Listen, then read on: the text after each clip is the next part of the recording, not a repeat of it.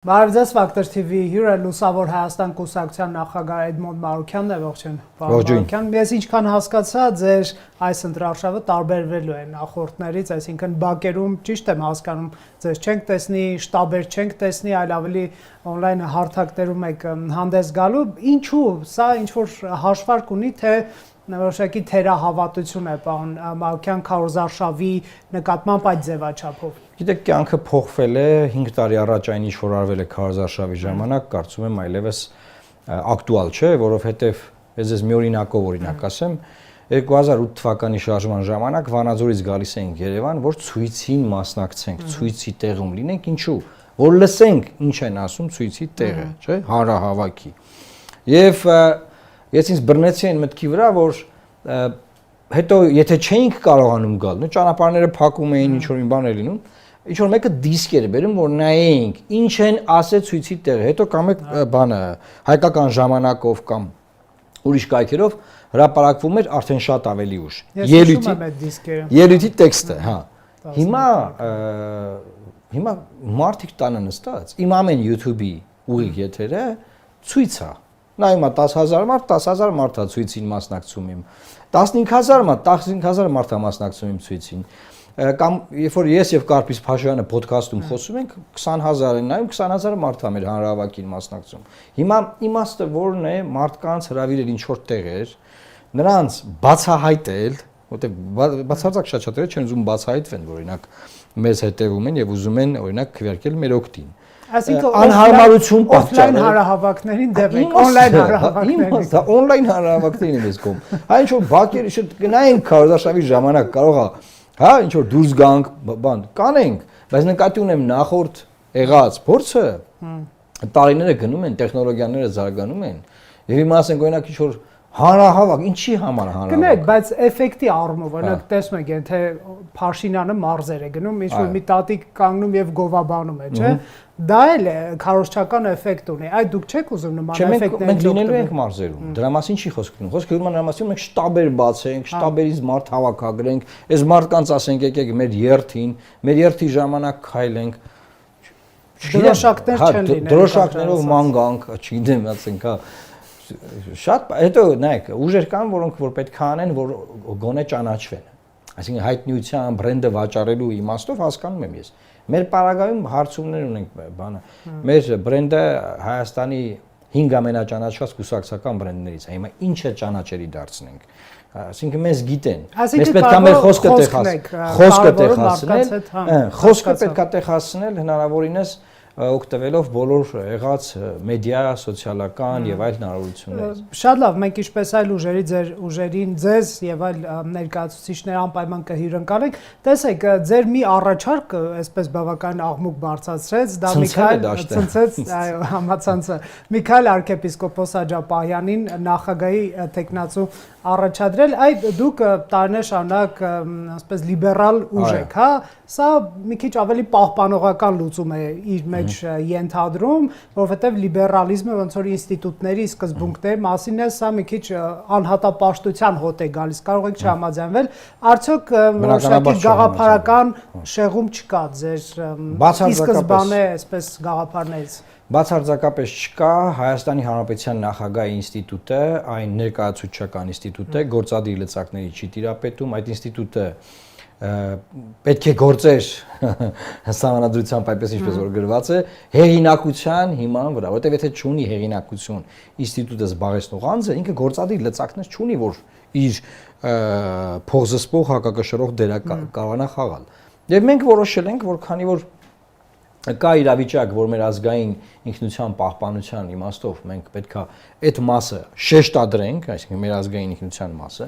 իսկ դրա մի մեծ հատված, մի մեծ մաս բնականաբար մեր հավատքն է, մեր առաջին քրիստոնյա ազգ լինելն է, եւ մենք տեսնում ենք այդ ճանապարհով։ Մեր տեսլականն այն է, որ ինստիտուտը ուժեղացվի։ Ինստիտուտների նկատմամբ։ Ընդհակառակը ժողովրդավարական ինստիտուտը շարունակում է մնալ ժողովրդավարական։ Բայց եթե ժողովրդավարական ինստիտուտի վրա դնում ես մարդ, որը որ չունի հեղինակություն, այդ ինստիտուտը դու վերացնում ես։ Մեզ պետք է մարդ, որը ունի հեղինակություն, որը կարող է իր հեղինակությամբ հակակշռել եւ փոխզսպել, ինչու հոգեորական, ես կարծում եմ Միքայել Սրբազանը միայն հոգեորական չի, գիտնական մարդ է, հայ մարդ է, մեր պատմությունը, մեր անցած ճանապարհը լավ գիտի, եւ այս պահին ինքը հնարավորություն ունի իր հոգեոր առաքելությունը իրականացնելու։ Նրա հոգեոր առաքելությունը դա այլևս խաթարված է, ինքը քաղաքական բանտարկյալ է մեր համար։ Հիմա օրինակ ոչ ոք չի գնում, չէ, հարցնի բանանի։ Քաղաքացիական պայմանագրում կետ կա բանը կաթողիկոսին հերացնելու վերաբերյալ, որքանով որ հասկանում եմ, չէ։ Ինչ որ դա ունը ինչ որ ձևի դրել է, չէ, բարենորոգում են անում, չգիտեմ ինչ են անում, ու որևէ մեկի մոտ հարց չի առաջանում, բա դուք օրինակ ժողովրդավարական, ազատատենչ, բան ուժեք, էս ինչ գործ ունեք մտել սահմանադրությամբ ամրագրված կրոնական կազմակերպության ներքին գործերի մեջ խառնվել եք։ Ուզում եմ ասեմ, մենք պետք է նաև մեր այս մոտեցումներով հետ մղենք այն հարձակումները, որոնք ուղղված են մեր ազգային ինքնության վրա։ Եվ ես կարծում եմ, այս առաջարկը լավ առաջարկ է, որ մենք արել ենք, այն չպետք է լինի մերը միայն, ես հույս ունեմ, որ բազմաթիվ քաղաքական ուժեր նույնպես կմիանան այս առաջարկին,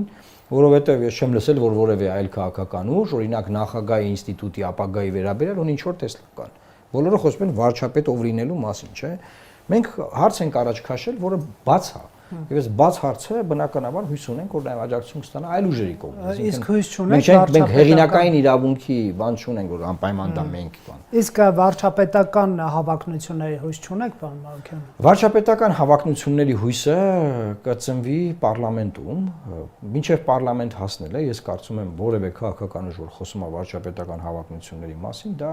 բանա Կիկոսի մահի մասին պատմություն է, որ դեպքում դա ուղերձ չի ընտրողին, որ սա է մեր վարչապետը, սա է մեր արտգործնախարարը, մեր Կարծում եմ որոշ դեպքերում անլուրջ, որովհետև օրինակ ոչ ոք չգիտի, որ ուժերն են տեղ հասնելու, չէ։ Հիմա այդ ուղերձը, որ հղում են, շատ դեպքերում իրենց հնարավորությունները նվազեցնում են, շատ դեպքերում անլրջացնում են, բայց քանի որ ես այսօր ընդհանրապես քարոզարշավի սկզբում հակված չեմ որևէ այլ ուժից խոսել,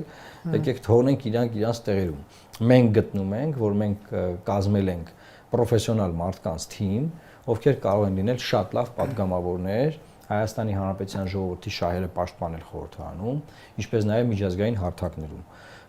Կհանգենք մի իրավիճակի, որ կկարողանանք մենք ընտրել վարչապետ, հա, ֆրակցիան խորհրդարանական իրավունք ունի առաջադրելու թե հանրապետության նախագահի, թե հանրապետության վարչապետի տեխնացու ֆրակցիան։ Շատ լավ։ Հետաբար եթե մենք ֆրակցիա ենք, մենք այդ հնարավորությունը ունենալու ենք, քննարկենք այդ ժամանակ։ Շատ լավ, պարոն Մանուկյան, այդ դուք ինչ կանխավարկածով եք այս ընտրություններին մասնակցում, ձեր ռեալ շանսերը ինչպես եք էլի գնահատում։ Մեր ռեալ շանսերը գնահատում ենք հետևյալ կերպ, այսօր քաղաքական դաշտում երկու լիգայի մրցավազք է գնում, առաջին լիգայում այսպես կոչված խոշոր ուժերն են, որ հռչակվել են որպես խոշոր, բայց ես թերահավատորեն եմ վերաբերվում։ 2-3 ուժ, հա։ Հա, ես թերահավատորեն եմ դրան վերաբերվում եւ մնացած բոլոր ուժերը։ Ես կարծում եմ, որ մենք մնացած բոլոր ուժերից անդին դուրս այդ խոշոր ուժերի հետ ոտ մեկնելու հնարավորություն ունենք եւ այդ հնարավորությունը մենք ցույց կտանք քարոզարշավի ժամանակ։ Հետեւաբար նաեւ շատ կարեւոր հանգամանք կա այստեղ, որ մենք երբ որ անցնում ենք, հստակ է, որ քաղաքական մեծամասնություն չի ձևավորվում։ Եթե մենք չենք անցնում, քաղաքական մեծամասնություն հնարավոր է իշխանությունը ձևավորի։ Ինչ նկատի ունեք։ Նկատի ունեմ, որ եթե հիմա բոլորն ասում են, որ 4 ուժ կարող է անցնել, չէ, այսինքն իշխանությունը 3-4, ես ձեզ ասում եմ, որ 4 ուժ ընդդիմադիր դաշտից կարող է անցնել եւ այդ 4 ուժը անցնելով կարող է խաթարել այդ խաղակարտերը։ Եվ այդ պարագայում մենք ունենանք հնարավորություն հստակ խորհրդարանական կառավարման համակարգում, եթե այդ կառավարման համակարգը երբևէ պետք է գործարկվի, եթե մինչ այսօր չի գործարկվել, այդ համակարգում դերակատար լինել եւ ապագա իշխանության մեջ մեր ներդրումը ունենալ։ Պարոն Մանուկյան, ձեր եւ ուժեղ Հայաստանի համագործակցությունը չստացվեց նրան ցուցակում արդեն պարզ է, որ չեք լինի առանձին եք գնում, օրինակ դուք նկատում եք այս ուժի շուրջ ինչ որ էնտուզիազմ, ոգևորություն, որ իշխանափոխությանը 5 րոպե է պակաս, այո, նրանք երկրորդ ուժն են այս միջազգային հանրապետական ինստիտուտի հարցման, բայց ամեն դեպքում նաև գնահատական են հնչում, որ նրանք վերցրել է Ռոբերտ Քոչարյանի ընտրողներին, Սերժ Սարգսյանի ընտրողներին եւ նոր քաղաքական ընդդիմադիր ռեսուրս չի ծնվել։ Որն է ձեր գնահատականը, այսինքն իմ հարցը իշխանափոխության հավանականության մասին է։ Տեսեք, ես հարցին հենց այդ հարցին էի պատասխանում, ոչ թե կոնկրետ ուժի անդրադառնալով, նախ մեր համագործակցությունը եղել է առաջարկ, որ պետք է ձևավորվի մեկ բևեռ։ Երբ որ չի եղել այդ կոնսոլիդացիան, մենք որևէ մեկի ցուցակում լինելու բան նկարտումներ չենք ունեցել։ Կամ պետք է լիներ մեկ բևեր, որտեղ ես ասեմ եթե լինի, ես չեմ լինելու։ Ես հիջում եմ։ Եթե չի լինում այդ մեկ բևերը, այսինքն ԼՀԿ-ի եւ նրանց դաշինքի մասին չէր ձեր։ Հա, բոլոր, դրա մեջ բոլոր ուժերը կային։ Հասկացա։ Եվ այդտեղ էլ նույնպես առաջարկել ենք նախագահի տեխնազույն, որի մասին խոսեցինք հիմա։ Եվ երբ որ դա չի եղել, այսինքն յուրաքանչյուրը որոշել է ինքն իր ճանապարհով գնալ։ Մենք ամենայն հարգանքով բոլորին հաջողություն ենք մաղթել եւ շարժել մենք մեր ճանապարհով։ Ինչ վերաբերում է այդ սոցիոլոգիային, գիտեք ես հիմա չեմ, ես սոցիոլոգ չեմ, ես չեմ կարող ասել ով ում էլեկտորատն է տարել։ Իշխանապողությունից 5 պակաս է ձեր ընկալման Հայաստանում։ 5 պակաս կարող է լինել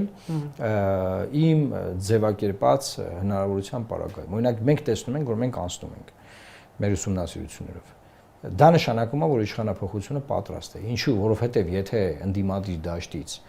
մենք անցնում ենք, դա նշանակում է, որ իշխանական դաշտում չի ստացվում ձևավորել 50 գումարած 1, մի բան էլ այնտեղ խոսում են 2/3 բան համանականացիան, դա արդեն հեքիաթ է, ֆանտազիայի դաշտից է, դա տեղի չի ունենում։ Հիմա ես դա տեսնում եմ,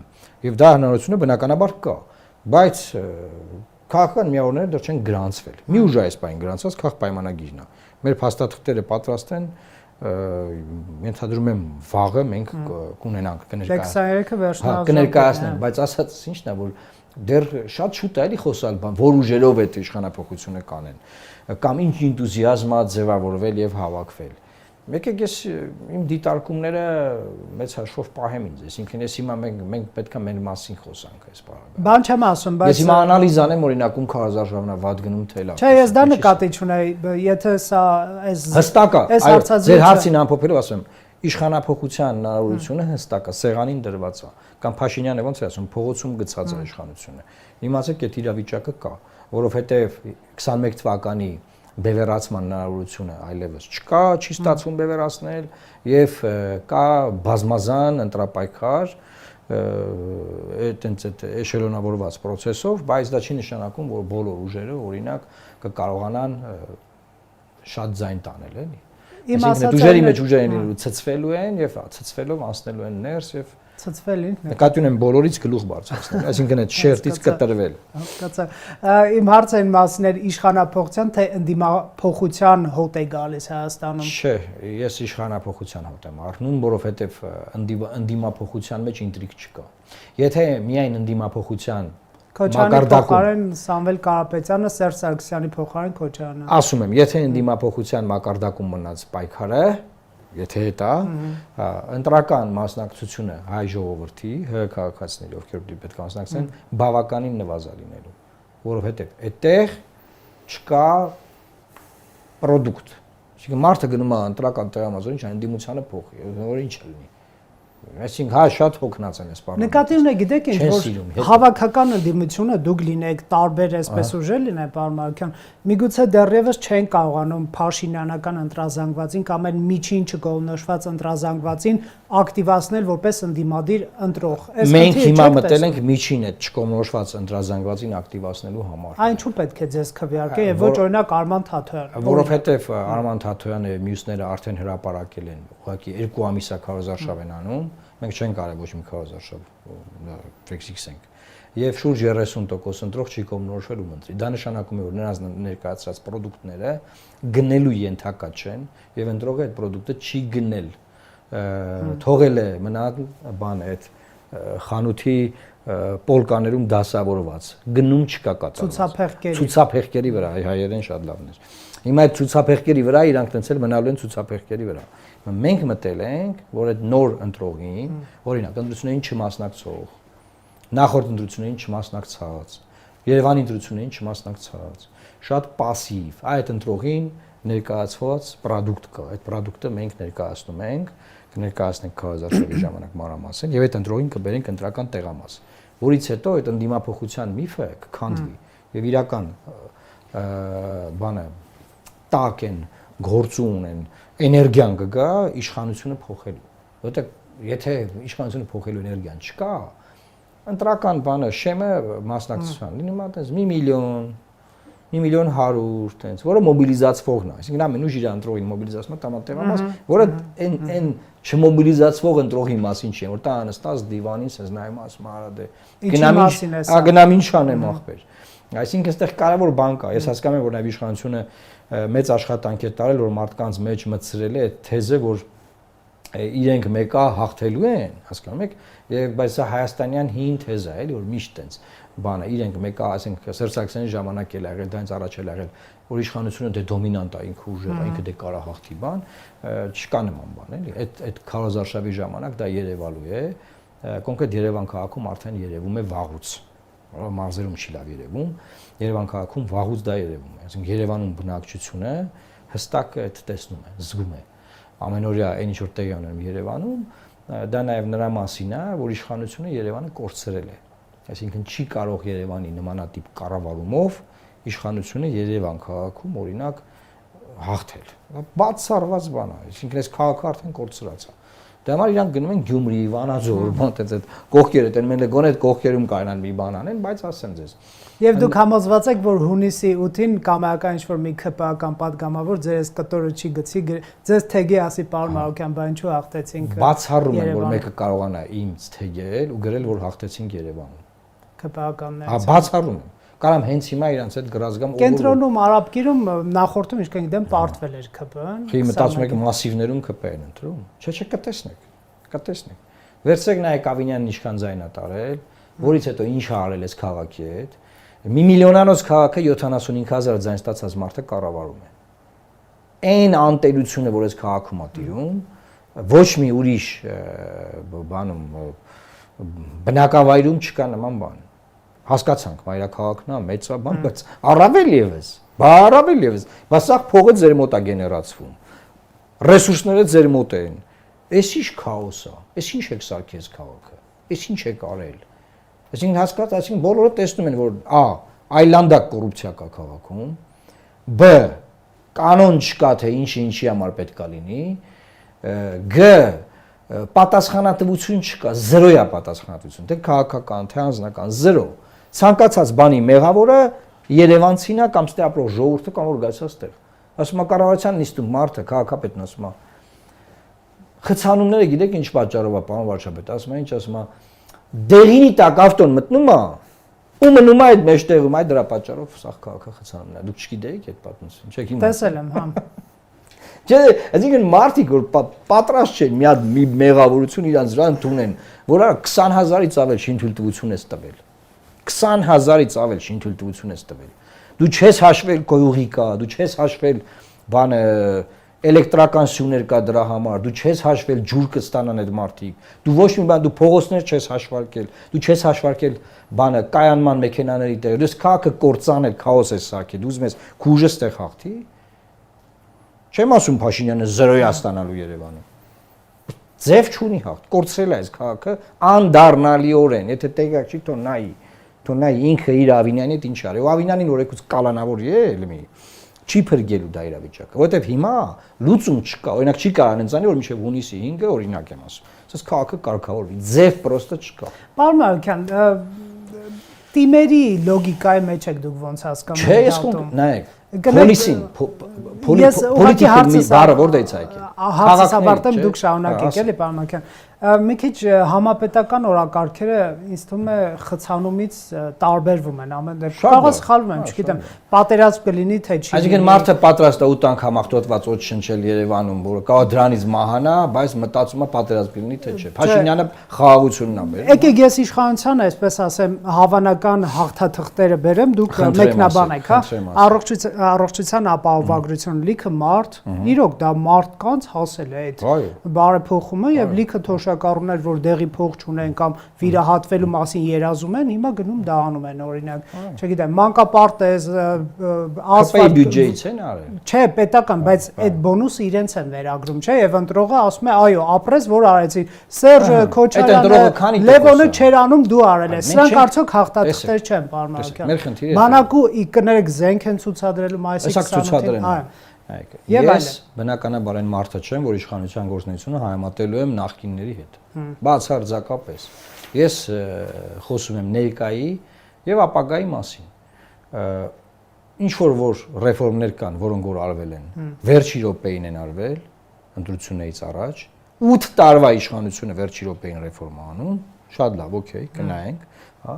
Բնականաբար կան նաև դրական բաներ, իսկ ով ասի որ ամիջի բացասական։ Այո, դրական բաներ կան, դրա համար իրանք հիմա ունեն 30-35%-անոց մոտավորապես ռեյտինգ։ Քարոզարշավով ուզում են բարձրացնել 50։ Կբարձրացնեն թե չէ, ասում եմ Երևան քաղաքում չի ստացվելու։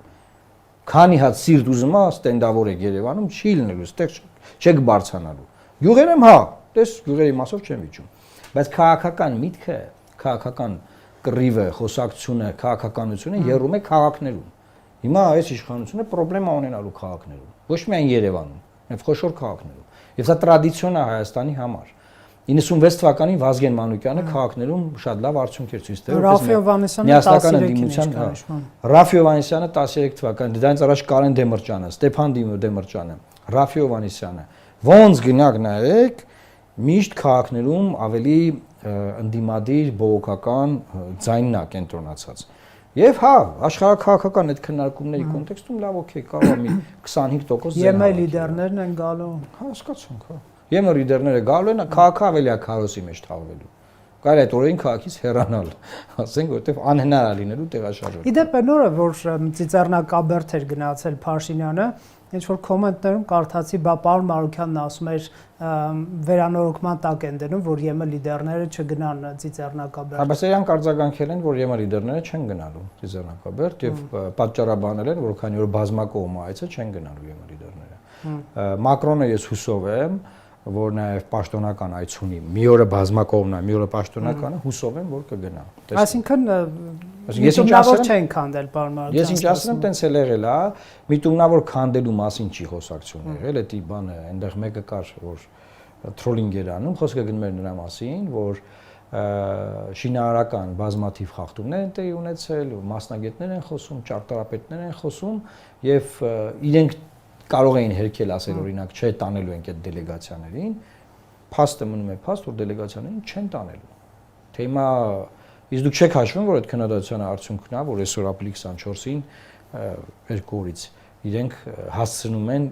շինարարությունը դադարեցնում են, պաուզա են անում, որ այդ այցերը լինեն։ Ժողովրդի այցը,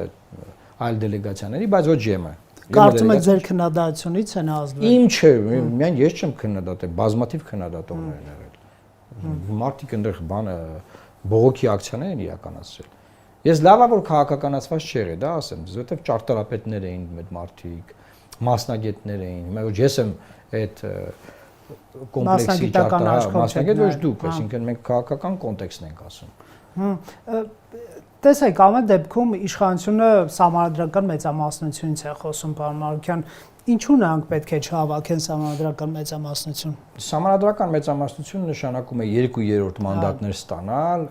65 մանդատից ավել, հա, այնտեղ դե ազգային փոքրամասնությունների բանի մանդատները առանձին հաշվարկի մեջ են։ Ես չեմ տեսնում այդ հնարավորությունը, ավելին ասեմ, ես արդեն խոսեցի դրա մասին, ես նաև չեմ տեսնում 50 գումարած մեկի հնարավորությունը։ Բնականաբար իրենք պլան կան այդ նշաձողը բարձր են դնում, որ գոնե 50 գումարած մեկը ստանան, որ մեզ պետքա սահմանադրական մեծամասնություն այլապես պատերազմա լինելու։ Պատերազմը լինելու է սեպտեմբերին, լինելու է դաժան, հետո լինելու է անողոք, լինելու է բան, ուտեղ դուք եք հայտնում ու ասում եք, բայց պարադին զենքեր են ներկայացրել, այնպես պարադն ասում է պարադ չի, սա հաշվետու բան է, միջոցառում է։ Հաշվետվություն է։ Այո, այո։ Հրապարակ է մտնում հաշվետու տանկը, չգրգռելու հարևանները։ Չգրգռող գրանատամյոտ է բերել։ Ու տենց էլի դա ծիծաղալու է, անիմաստ է։ Բայց ստացվում է Հայաստանը անպաշտպան չի։ Փաշինյանն գլավել զինվել է։ Հայաստանը անպաշտպան է, որովհետև պաշտպան պետքա քեզ պաշտպանես առաջին հերթին խոսքով, սկզբունքներով, քո նարատիվներով, քո դիվանագիտությամբ։ Եթե դու քո ինքնությունը, քո մշակույթը չես պաշտպանում, դու առանց նրանց ասելու մի բան էլ ուզում ես ավելին անես, այն սովետական միության ժամանակ եղել է, չէ՞ որ գնդակարության ցանկ են ուղարկել համայնքներ, շրջաններ, ասել են 10 մարդ գնդակարեք, ասենք 15 են գնդակարել, որ պլանը գերակատարեն։ Հիմա Փաշինյանն այդ գծի մեջ գերակատարում է։ Գերակատարում է, ես վստահեցնում եմ, էլի, ասենք այնտեղ կնիքի վրից բանը, մասիսը հանում են, Կարադ լեռը հանել, հետո զինանշանից հանել, հետո սենյակը բերել ուրիշ նկարներ կախել։ Մեկ ինձ ուղարկել էր հանրապետության նախագահի հանդիպում, որտեղ մի նույն սենյակում հանդիպման ժամանակ Արադ լեռն է, մյուս հանդիպման ժամանակ ուրիշ նկար է դրած։ Այս բաները մարդիկ նկատում են։ Ես ինքս չէի նկատի, անկեղծ ասեմ։ Մարդիկ նկատում են։ Այդ պլանի գերակատարումը, քո ինքնության վերացման պլանի գերակատարումը բացարձակապես չի կարող